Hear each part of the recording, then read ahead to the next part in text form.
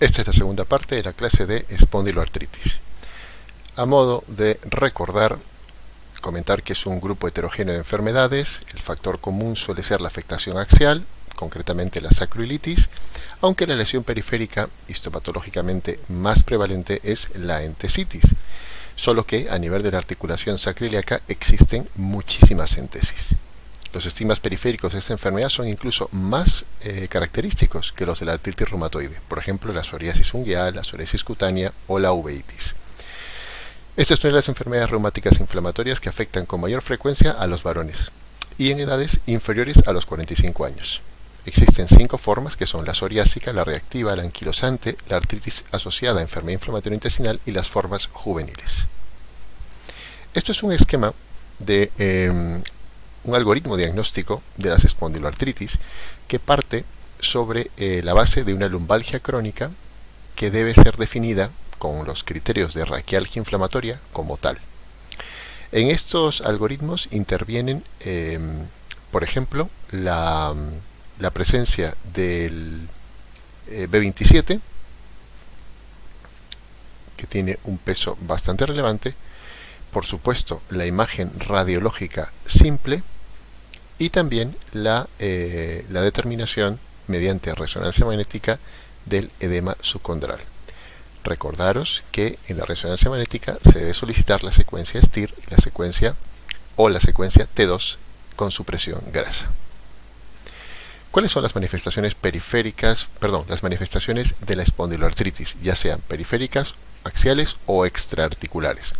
Fundamentalmente la raquialgia inflamatoria, la anquilosis, la fractura, la artritis periférica y luego unas lesiones muy estigmáticas como son la dactilitis, que es lo que tenemos aquí y aquí, por supuesto la uveitis, la entesitis, la psoriasis y el compromiso digestivo. Recordar que la dactilitis no es una lesión exclusiva de la artritis psoriásica y en general las espondiloartritis, sino que la podemos observar, por ejemplo, en la gota, en la tuberculosis y en la propia sarcoidosis. ¿Cómo clasificamos a un paciente de una espondiloartritis axial? La clasificación se establece si un paciente tiene una o más características de espondiloartritis más una sacroiliitis radiológica. Radiológica quiere decir que la vamos a demostrar en radiografía simple. Si además de esto tiene un HLA-27 más 2 características de espondiloartritis, también se le puede considerar. Por lo tanto, existen 2 caminos, este sería un camino y este sería el otro camino para establecer el diagnóstico. ¿Y cuáles son esas otras características de espondiloartritis que están presentes en las 2 formas de clasificación? Pues todas esas son las que figuran aquí. Esto quiere decir que la sacroiliitis radiológica y el HLA-B27 tienen el mismo peso a la hora de diagnosticar esta enfermedad. Otros criterios de clasificación más antiguos son el criterio SSG de 1991 y los criterios de Amor de 1990. Como deficiencia de estos 2 criterios, no cuentan con la resonancia magnética como herramienta diagnóstica y los pacientes sin sacroiliitis acababan siendo diagnosticados de una forma conocida como la espondilitis indiferenciada, término que ahora ya no utilizamos. Los criterios ASAS incorporan a la resonancia magnética como criterio de clasificación. Es decir, la ausencia de alteraciones de la resonancia magnética no descarta el diagnóstico, pero exige que el HLA-27 sea positivo. La ventaja de estos criterios es que permiten un diagnóstico precoz, es decir, antes de la aparición de los cambios morfológicos. Los criterios ASAS son los criterios de Sieper. ¿Cuáles son las características clínicas de una espondiloartritis? Bueno, pues en el caso, por ejemplo, de la artritis psoriásica, existe la afectación axial, pero lo más marcado es la afectación periférica. Por supuesto, veremos psoriasis y veremos uveitis. ¿En qué forma de espondiloartritis es más frecuente la uveitis? Pues en la espondilitis anquilosante. ¿Y en qué forma es más frecuente la afectación axial? En la misma, espondilitis anquilosante. ¿Dónde veremos diarrea? Pues por ejemplo, en la artritis enteropática. ¿Dónde veremos insuficiencia aórtica? En todas. Quedaros con esto, porque otra característica que es común a todas las formas es, por supuesto, la entesitis. ¿Cómo podemos saber si un paciente tiene una espondiloartritis? Pues utilizando el algoritmo diagnóstico. Y una vez que llegamos a ella, ¿qué espondiloartritis tiene nuestro paciente? Para la espondilitis anquilosante podemos utilizar, por ejemplo, los criterios de Nueva York. Para la artritis psoriásica podemos utilizar los criterios Caspar. Para la artritis reactiva necesitaremos un antecedente de infección relativamente reciente. Y en el caso de la artritis enteropática necesitamos el diagnóstico previo de una enfermedad inflamatoria intestinal. ¿Cómo medimos la actividad de la enfermedad? Pues utilizamos el VASDAI, que es un cuestionario que sirve para medir la actividad en términos de rigidez matutina, entensopatía, afectación articular periférica, afectación axial y cansancio. Dato interesante, el término entensopatía alude a afectación de una entesis. Sin embargo, la entesitis es el tipo de entensopatía relacionado con las espondiloartritis. Son conceptos distintos. Una incluye a la otra, pero la otra entesitis es mucho más específico. La puntuación va de 0 a 10. Cuanto más alta, peor, mayor actividad. A partir de 4 se considera que la enfermedad está activa. Los criterios ASDAS también son criterios de seguimiento. Se utilizan sobre todo con propósitos de investigación, aunque como son muy simples de utilizar, también se utilizan en la práctica clínica habitual. Han demostrado la misma fiabilidad, sensibilidad y capacidad discriminativa que el clásico VASDAI. Por lo tanto, se considera una técnica de seguimiento igual de válida. La única diferencia es que para VASDAI tenemos un punto de corte de la normalidad y de la actividad. Eso no lo tenemos con el ASDAS, así que se utiliza como método de seguimiento. ¿Cómo medimos la discapacidad? Fijaros que aquí ya tenemos al HAQ y al WOMAC, que lo habíamos visto también en la artritis reumatoide. El más específico para discapacidad en la espondiloartritis es el BASFI. También puntúa de 0 a 10 a través de 10 preguntas. Es muy fácil de utilizar y el paciente lo puede ir llenando mientras espera en la sala antes de entrar a la consulta. ¿Cómo medimos la movilidad? Pues utilizamos varias medidas. Por ejemplo, la distancia que hay entre los dos malleolos con las piernas totalmente separadas. El ángulo de rotación cervical. El Schober modificado, que ahora os mostraré cómo se hace. La distancia que hay entre los dedos y el suelo cuando el paciente se inclina hacia adelante, la distancia entre el trago de la oreja y el muro de la pared cuando el paciente se apoya por completo en la pared, y los grados de flexión lumbar lateral hacia un lado y hacia el otro.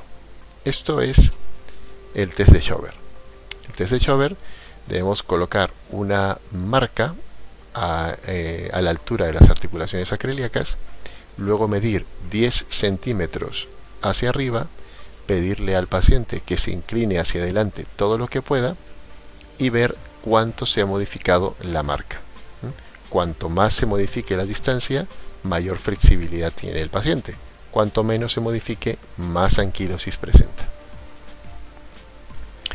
¿Cómo podemos predecir que un paciente tendrá una enfermedad grave y por lo tanto le debemos seguir con mayor detenimiento y con un seguimiento más estrecho? Pues aquellos que tienen afectación de la articulación coxofemoral, aquellos que tienen un USG mayor de 30, aquellos que no responden a antiinflamatorios no esteroideos tras dosis plenas 2 o 3 semanas de duración, pacientes con limitaciones a nivel de la movilidad de la columna lumbar, que muchos de ellos ni siquiera han percibido, pero que ha ocurrido de forma tan insidiosa que ya es vigente sin que se den cuenta. Aquellos que tienen dactilitis, aquellos que presentan artritis, aquellos que empezaron antes de los 16 años, los que tienen compromiso intestinal, los que tienen uretritis, los que tienen psoriasis y los que tienen un diagnóstico previo de una enfermedad inflamatoria intestinal. Repetimos otras estrategias para el seguimiento de la actividad. Ya habíamos dicho el BASDAI, el ASAS 20. El ASAS 20 alude a una mejoría del 20%. Los propios criterios de remisión ASAS, que son de sí o no, es decir, si se alcanzan o no se alcanzan, o los criterios de mejoría ASAS 5/6, es decir, alcanzar exitosamente al menos 5 de 6 criterios de remisión, de mejoría, ASAS. ¿Cuál es el tratamiento de las espondiloartritis? Las medidas no farmacológicas incluyen higiene postural, fisioterapia y el ejercicio físico anaeróbico. El único que ha demostrado verdadera mejoría en estos pacientes es la natación. En cuanto al tratamiento farmacológico, tenemos 4 estratos de tratamiento. La primera línea son los antiinflamatorios no esteroideos. Son el tratamiento por excelencia. Recordad que esta es una enfermedad inflamatoria y por lo tanto no debe sorprendernos que el tratamiento crónico sea con antiinflamatorios. Se deben implementar estrategias que aseguren la adherencia terapéutica, esto es, negociar con el paciente el uso crónico de los antiinflamatorios, por ejemplo, de forma cíclica. 7 días sí, 3 no, 5 días sí, 2 no. De manera que el paciente no tenga la sensación de estar utilizándolos siempre, aunque sería lo ideal. No se conoce a ciencia cierta si, además de la disminución de los síntomas, que sí que se consigue, los antiinflamatorios previenen realmente el daño estructural en aquellas espondiloartritis que aún no tienen afectación radiológica. Esto es desconocido, no obstante, sigue siendo la primera línea de tratamiento. Los corticoides prácticamente no son eficaces en la enfermedad axial y no serían de elección en la espondilitis anquilosante. Se pueden utilizar en formas periféricas, oligoarticulares o poliarticulares. Por cierto, lo que marca la diferencia entre una enfermedad oligoarticular o poliarticular es el número de articulaciones afectadas. Cuando tenemos más de o igual a 4 articulaciones, decimos que es una enfermedad poliarticular. Hay que tener cuidado con los corticoides porque cuando se disminuye la dosis una vez subida esta, se puede producir un efecto rebote, sobre todo a nivel de la piel en artritis psoriásica.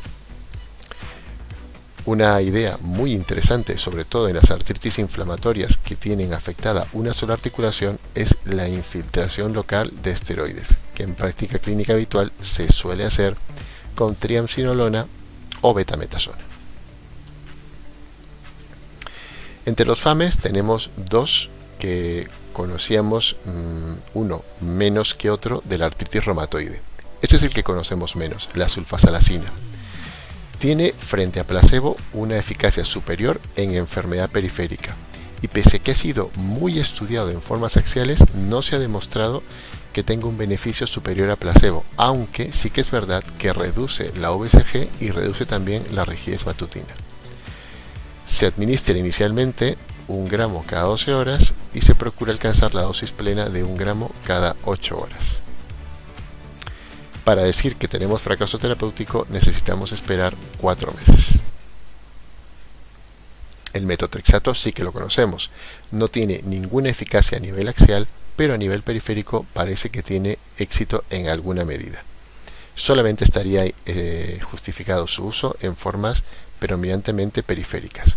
Alrededor del metotrexato ya sabemos bastantes cosas, como por ejemplo que debemos seguirlo utilizando el ácido fólico, que debemos vigilar tanto el hemograma con la función hepática y además tener mucho cuidado con el pulmón.